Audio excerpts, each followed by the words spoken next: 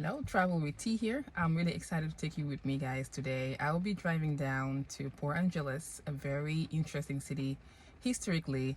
The city is literally built on top of a city, which I'm very excited about. So we'll be meeting someone who will give us a tour of that underground city and also meet amazing people who are born and grew up there and knows a lot about the city.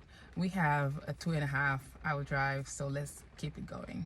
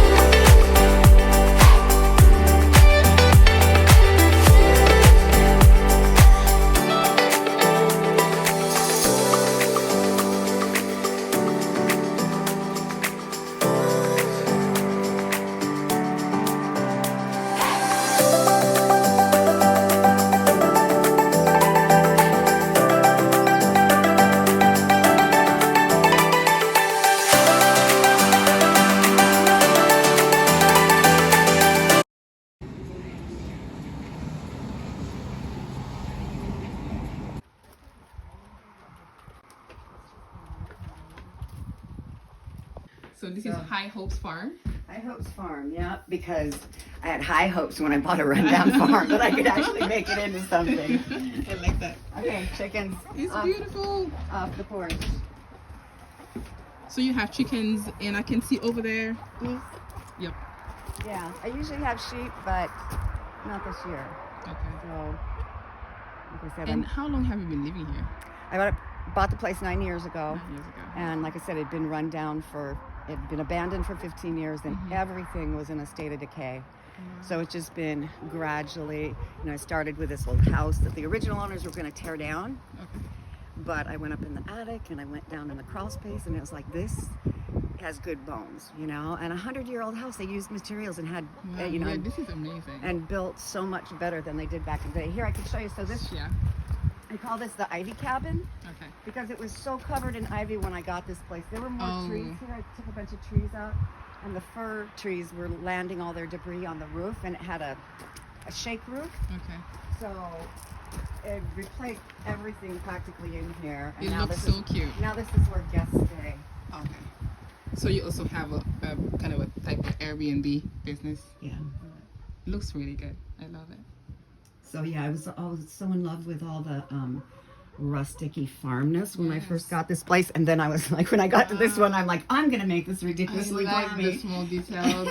Oh wow. Like glitter border and Amazing. glitter curtains and Yes. gold and silver was my Amazing. theme. I love You can drive through bunkers, Oh wow. and it's right on the water, right on the Strait of Juan de Fuca. How long of a drive is that from here to there? Oh, about 10 minutes. Oh, okay. That's not Yeah, too bad. you should check it out. Yeah. That's what I'm thinking right now. Maybe I should. If time allows. Yeah, it's beautiful. Yeah, it must be. Beautiful. There's a campground and lots of beautiful trails. Well, thank There's you a for this beach. moment. Sure.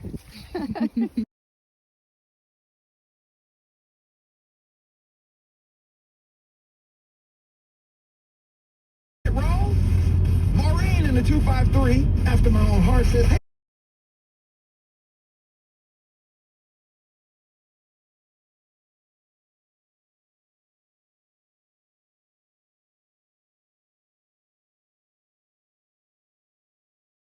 Had skyrocketed. They had to tear down the place.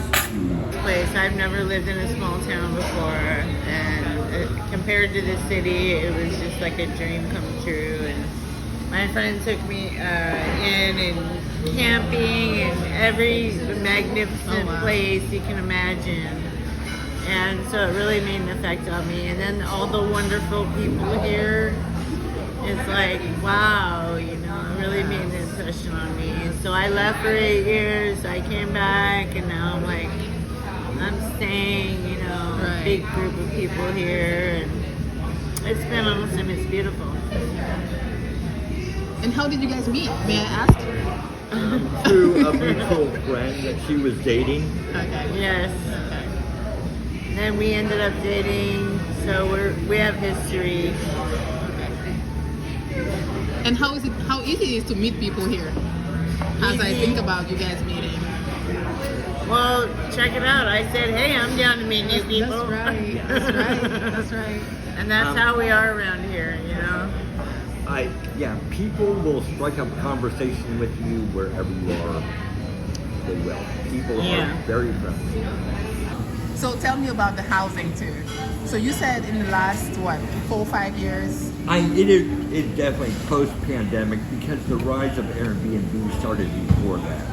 But yes, we even put a moratorium of how many Airbnbs we can do a year, and I forget whether it's 2 or 5, because it really did start the crisis that you have houses empty most of the year with people wandering the streets. I have seen that. That's the first thing I saw.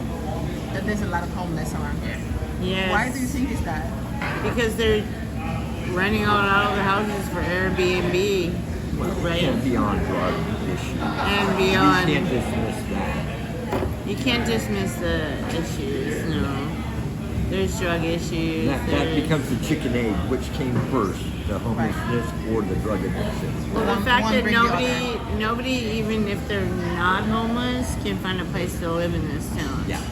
And that's where it's at right now. You're gonna pay like $1,500 for a 1-bedroom apartment. 500 square feet, 1-bedroom apartment. Right, and it's ridiculous. Like that's not. I mean, my original, like I told you, my original apartment was $550. Now it's like $1,500. You know, it's like. And a lot of them kind are of sad. It's because of Airbnb, I think. A lot of them are out-of-state owners. You know, they bought a retirement home that they're renting out short-term before they retire. What's the solution? Here, I don't know.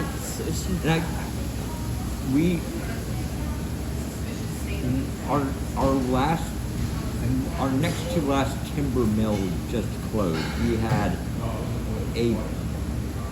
We'd always had a reliable industry down at the end of the spit.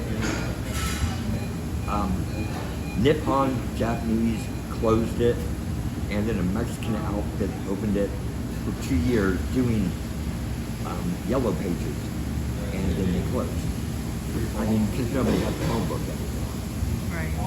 We still have plywood. We have a lot of larger boats, but I mean, you're still only making so many boats a year. And I wish I knew. That's America. I know. I wish I knew a solution. Tax the rich. Right. If you can't eat them, at least tax them. That is a big part of the We solution. don't want to talk about that.